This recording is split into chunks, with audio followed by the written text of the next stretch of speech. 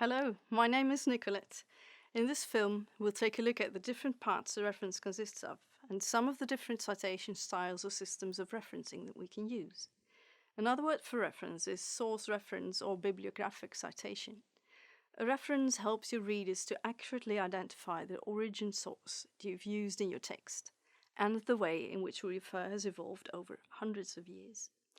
A long time ago, for example, an incorrect reference could result in a monk writing for several weeks, finally arriving at the goal of his journey, only to find out that the place of publication written in the reference was wrong.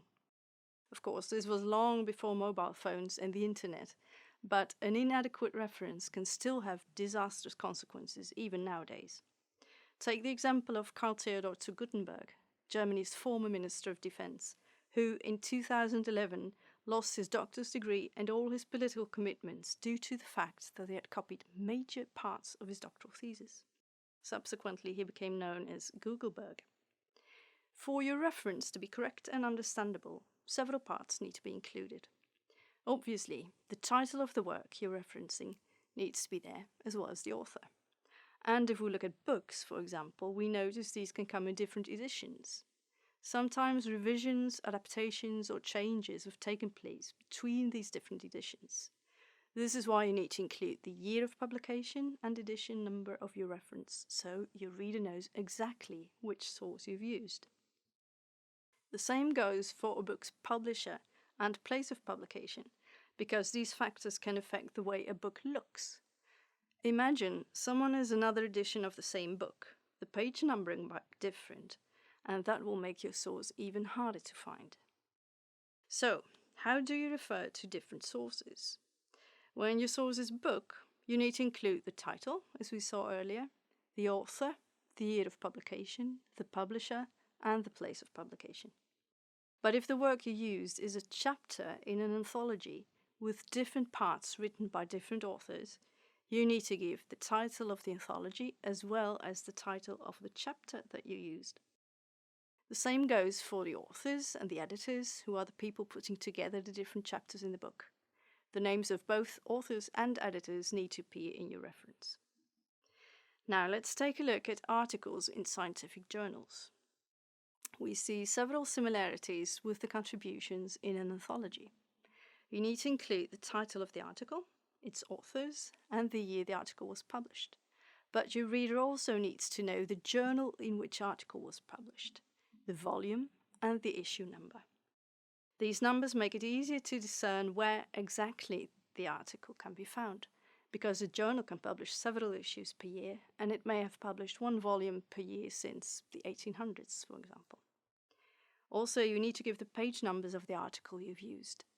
And if you took the article from the internet, you often need to include the web address and the date you accessed the article. Web addresses are not always constant. Because of this, and because of the fact that articles may be logged into a database that needs a login, something called DOI was created. It means Digital Object Identifier and is an article's unique code on the web. And this code is stable, it does not change over time. There are many different sources you might need to refer to when writing your academic text. Besides the forms we've already looked at, they may, for example, also include newspapers or blogs or reports from authorities or conferences. There are rules for how you need to refer to these different types of material.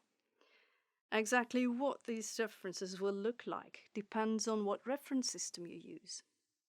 This leads us to the question, why are there different reference systems? Well, as we saw in the beginning of this film, in different contexts we have been referring to sources since a long time ago. Several established ways to write references have emerged, with different outputs. The references look different in these systems due to the fact that these reference systems were developed at different universities or to meet different needs. The main difference between different ways of referencing is whether you use parentheses in the text you write or footnotes. The most well-known parenthetical reference systems are Harvard and APA, developed at Harvard University and the American Psychological Association, respectively. In your text, you put the author's name and the year of publication in parentheses when referencing your source.